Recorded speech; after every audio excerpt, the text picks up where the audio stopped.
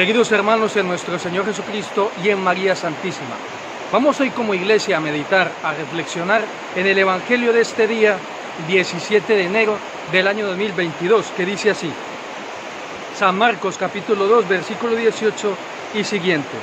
Y están los discípulos de Juan y los fariseos ayunando, y vienen y le dicen, es decir, a Jesucristo: ¿por qué los discípulos de Juan y los discípulos de los fariseos ayunan, y en cambio tus discípulos no ayunan? Le preguntan a Jesucristo, a Yeshua. Vamos por partes. ¿Por qué se darían cuenta estas personas, estos interlocutores, de que estaban ayunando? Porque quizás cuando hacían ayuno, los discípulos de Juan, los discípulos de los fariseos, iban a un sitio en especial para dedicarse más de lleno a la oración, algún paisaje, algún desierto, algún lugar solitario, de tal manera que cuando pasaban las personas se daban cuenta de que estaban en ayuno, porque se estarían echando también ceniza y polvo sobre sus cabezas, estarían vestidos de saco y dedicándose más de lleno a la oración. Es decir, que en vez de ocupar una parte de su tiempo en la preparación de la comida y luego en la acción de comer, dedicarían todo este tiempo más en exclusiva al trato en amor con Dios. Pues bien, queridos míos, y entonces le preguntan a Jesucristo, a Yeshua, ¿por qué los discípulos de Juan, los discípulos de los fariseos ayunan y los tuyos no? Queridos míos, esto ya es el acabose total y definitivo. ¿Cómo es posible que estas personas, teniendo delante de ellos, cara a cara, a Jesucristo, el Hijo de Dios, el buen pastor, luz del mundo, camino, verdad y de vida, y lo que se les ocurre a estas personas es hablar de los demás, presentar un hipotético defecto de los discípulos de Jesucristo, que por cierto ya es faltarle el respeto? Mira a tus discípulos, qué mequetrefes son, qué vagos, qué relajados, mientras los discípulos de Juan y los discípulos de los fariseos ayunan, ¿y los tuyos qué? Bueno, imaginaros, queridos míos, cuántas veces nosotros desaprovechamos nuestra oración con Cristo Jesús. Es estar de tú a tú con Él, frente a frente, cara a cara, en la adoración al Santísimo Sacramento, cuando lo recibimos en la Eucaristía, y en vez de ocuparnos en amarlo, en escuchar su palabra, en pedirle que nos abrace, en pedirle que nos cobije, lo que hacemos es hablar y pensar mal del prójimo. Es que esto es tremendo, queridos míos.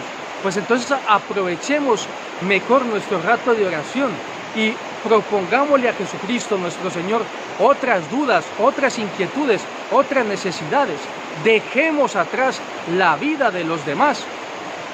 Y en el caso de estos interlocutores, en vez de preguntarle a Cristo Jesús cómo orar, cómo ser mejores hijos de Dios, cómo entender las palabras de las Escrituras, cómo caminar bajo la sombra y guía del buen pastor, Dios, tenían que desperdiciar este tiempo, mal aprovechándolo, hablando de los demás, buscando defectos.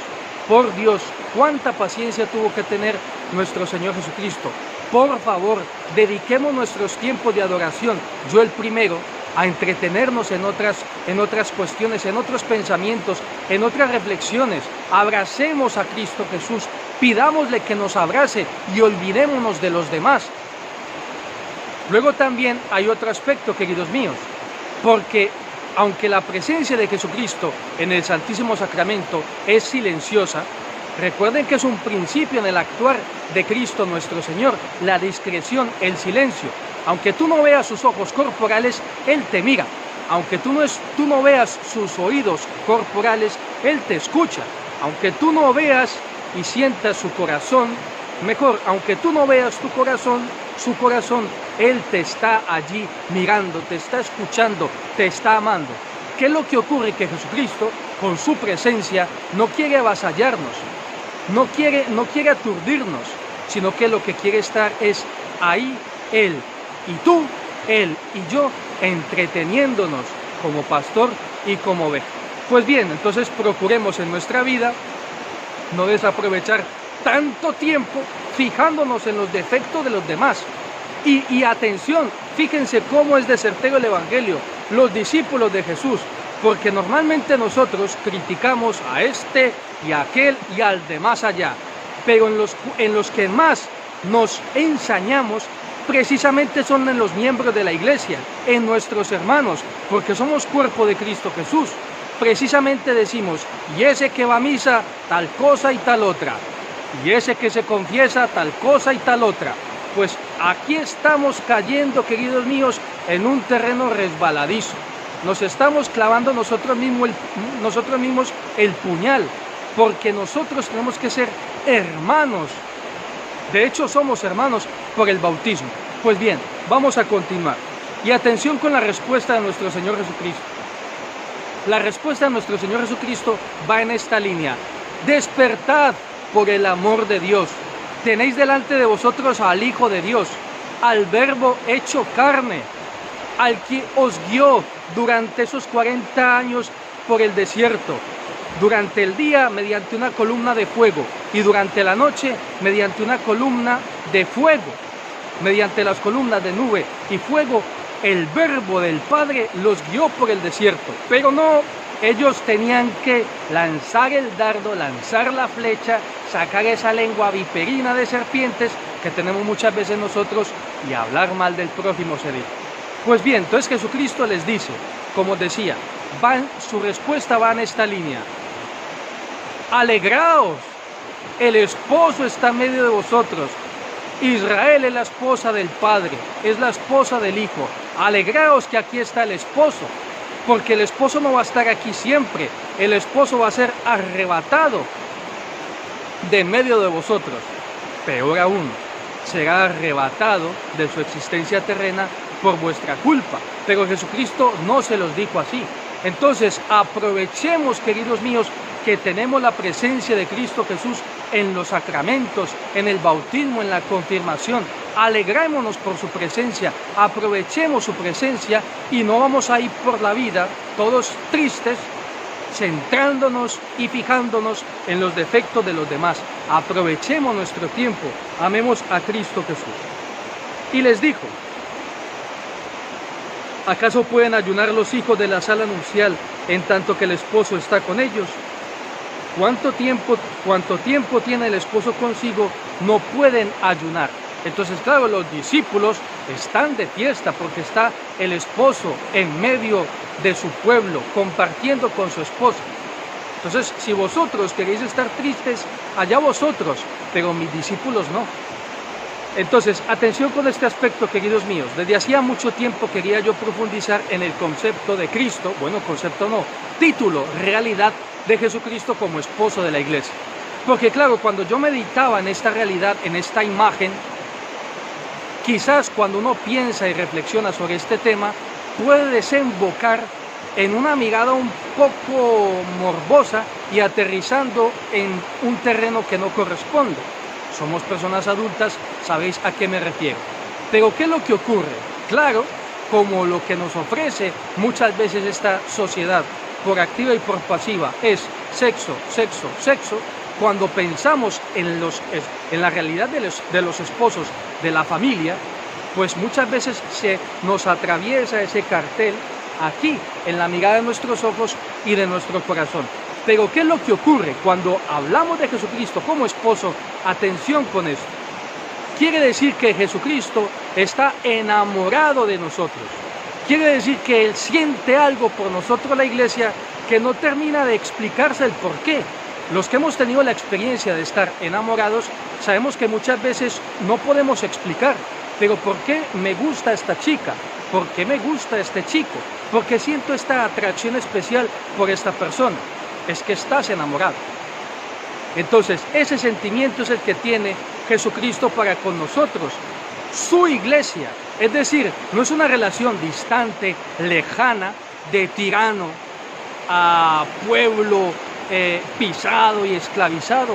No, es la relación entre esposo y esposa. Es decir, que nosotros nos podemos poner de tú a tú con Cristo Jesús en el amor.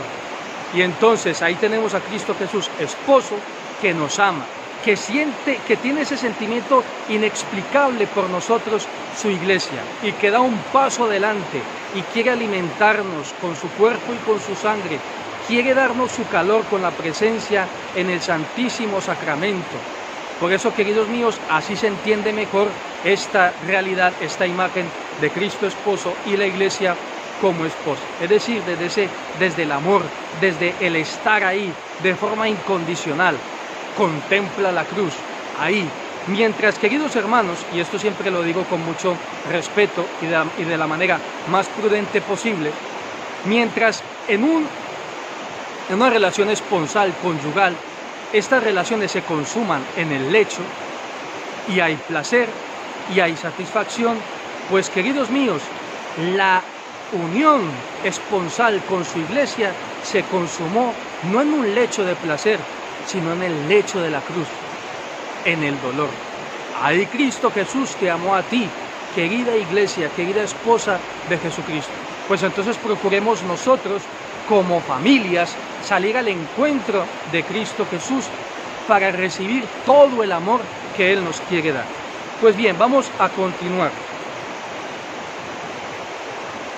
Vendrán días cuando les sea arrebatado el esposo, y entonces ayunarán en aquel día.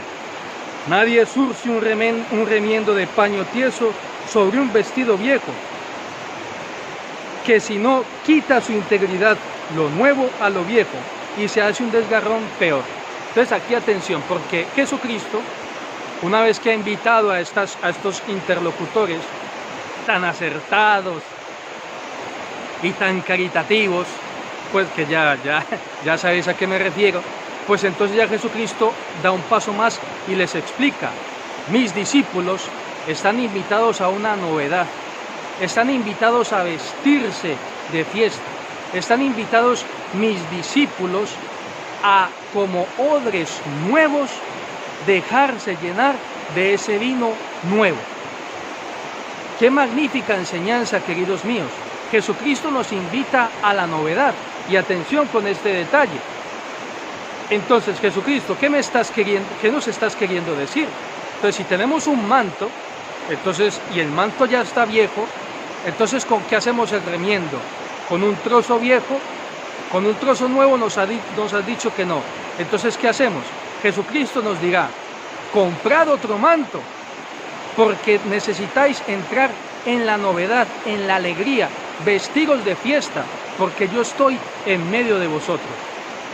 Abriros de par en par para dejaros llenar por el vino de la alegría.